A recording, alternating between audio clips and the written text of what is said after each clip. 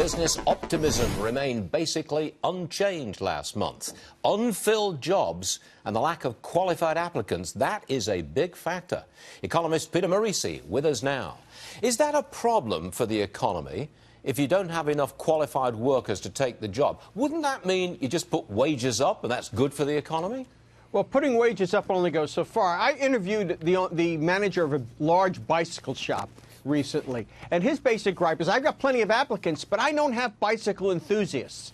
Well, you know, in a lot of ways, small businesses want people to come pre-trained or pre-oriented, and they have to get over that. They're going to have to put in some time training. One of the reasons that big businesses continue to expand is they put some money into training. Now, training doesn't have to be a big program. It can be one-on-one mentoring, but small businesses want people to hit the ground running, not a lot of training, don't pay much wages, so they got a problem.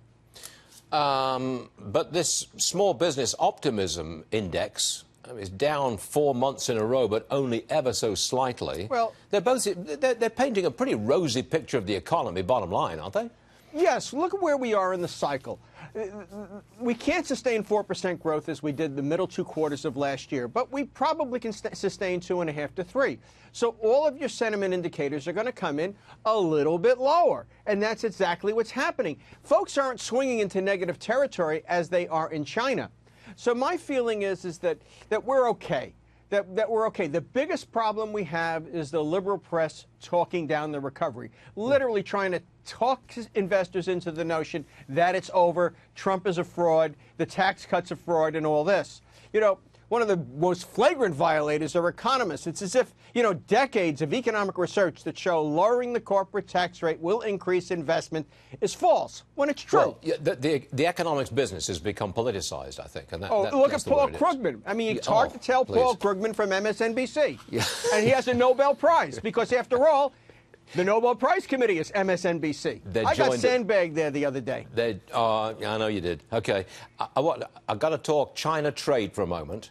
There's continuing speculation that Xi Jinping, China's leader, shows up at Davos unexpectedly in late January, stands on the stage with Donald Trump, the president, who's going to be there, and makes an announcement about a new trade deal. Have you heard this speculation, and do you put much into it?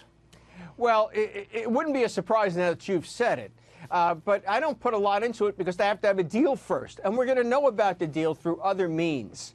My feeling is we're going to get a deal. The question, is it worth anything? Is it just another piece of paper like the WTO accession agreement? Really, what they're talking about doing is taking the 2002 or 2003 WTO accession agreement that China signed with the United States and putting some teeth in it. We haven't been able to put teeth in anything with China. You know, Robert Lighthizer carries around a folder, and he opens it up every time the president wavers, and he shows him a list of something like 20 different trade agreements the Chinese have violated. Most recently, their agreement not to engage in state-sponsored industrial espionage. You know, this is crazy. I mean, this is like believing Hitler. This is like Chamberlain at Munich. This is nuts. Well, wait a second. Are you saying that the two sides are miles apart and the odds of any kind of deal are slim and none? Is that what you're saying? I'm trying to read between the lines here. No, I'm saying there's a very good chance there'll be some kind of deal. And I think that in this situation, I know this is not popular on Fox, Donald Trump will be the sucker. He'll be Neville Chamberlain. Because at the end of the day, you're talking about changing the culture of Chinese business. And I don't think you can do that with a trade agreement. Okay. All right. Well, we hear you. And you're on videotape, by the way.